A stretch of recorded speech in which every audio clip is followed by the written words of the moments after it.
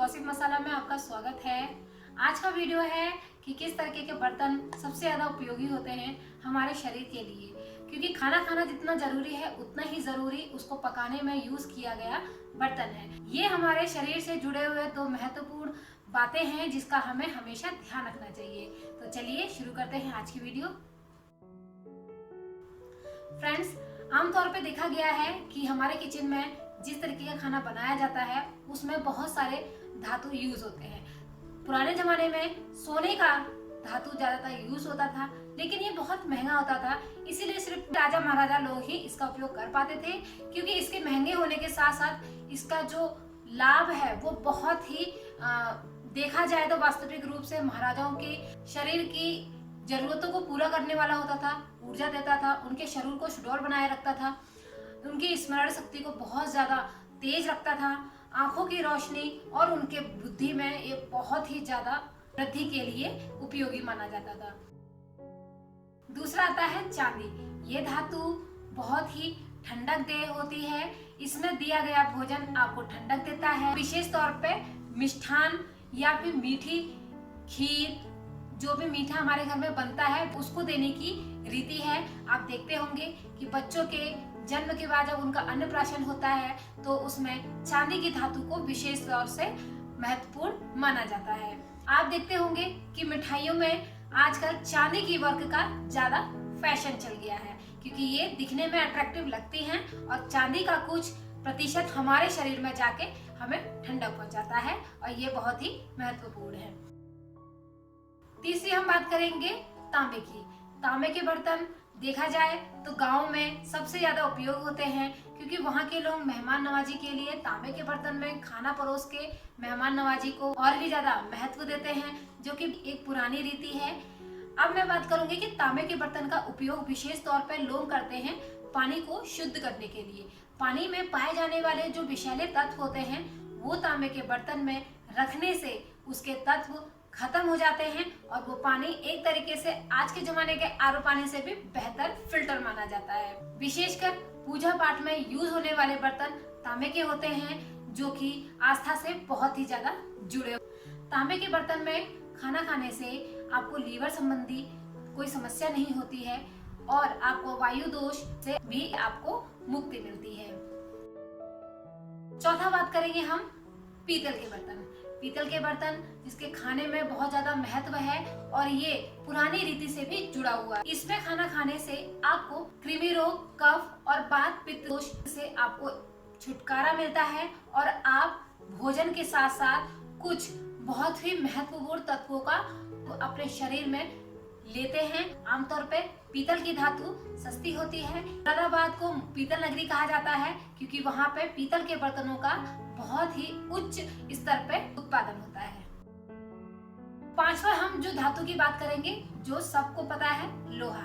लोहा हमारे घर में किसी न किसी रूप में उपयोग होता आ रहा है, होता है और हम उसको यूज करते रहते हैं। आप देख लेंगे कि हरी सब्जियों का सबसे ज्यादा यूज हम लोहे की कढ़ाई में, लोहे के पात्रों में ही बनाते हैं, क्योंकि उसमें रिलीज होने वाला आयरन हमारे शरीर के लिए बहुत ही ज्यादा जरूरी है। महिलाओं में विशेषकर आयरन की कमी को पूर्ति करने के लिए आप हरी सब्जियों को लोहे के पात्र में ही बनाएं। इससे आपको और आपके फैमिली में आयरन की कमी को आप पूरा कर सकते हैं। लोहे के पात्र में दूध पीना भी बहुत ज्यादा लाभदायक माना गया है। छठा धातु है स्टील।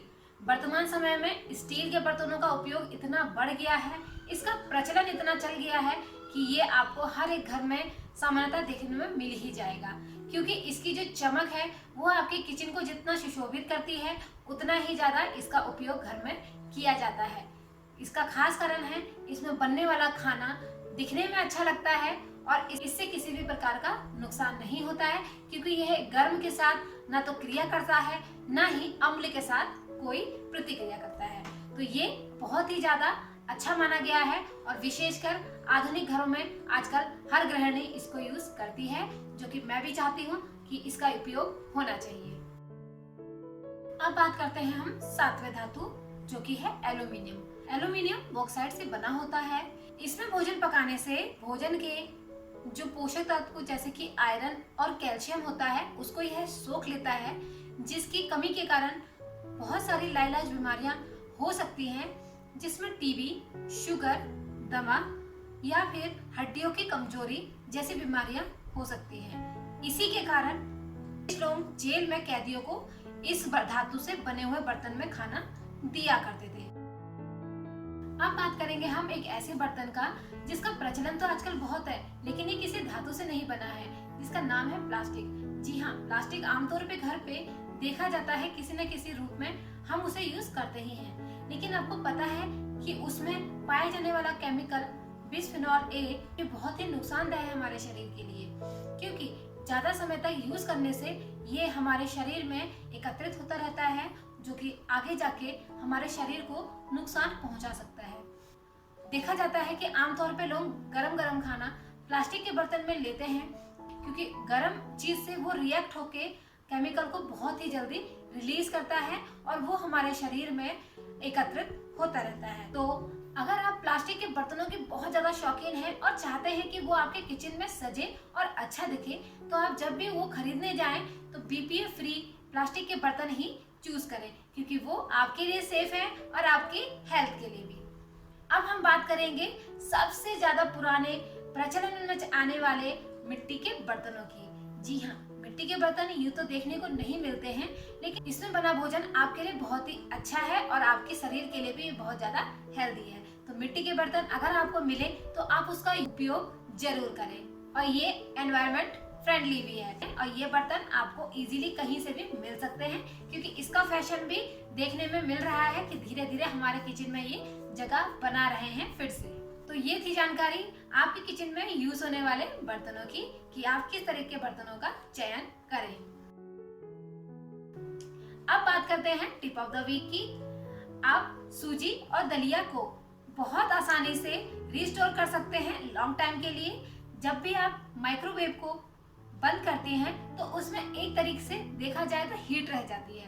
तो आप BPA फ्री और माइक्रोवेव सेफ प्लेट में या बाउल में सूजी लेके जब आप ओवन को बंद करती हैं तो उसमें जब गर्माहट रहती है उसको आप रख दें 5 मिनट के लिए, और आप देखेंगे कि सूजी में थोड़ा सा क्रंचीनेस आ जाता है और आप उसको लॉन्ग टाइम प्रिजर्व कर सकती हैं, जिससे उसमें कीड़े नहीं पड़ेंगे। सेम ऐसे ही दलिया में भी आप कर सकती हैं। तो ये था आज का टिप ऑफ द वीक। अब हम बात करेंगे अपने नेक्स्ट एपिसोड में कौन कौन से ऑयल हमारी हेल्थ के लिए उपयोगी हैं और उनसे हम किस किस तरह के व्यंजन बना सकते हैं। तो चलिए फ्रेंड्स, मिलती हूँ मैं आपसे नेक्स्ट एपिसोड में। तब तक के लिए देखते रहें आंसू सोम किचन। Bye bye.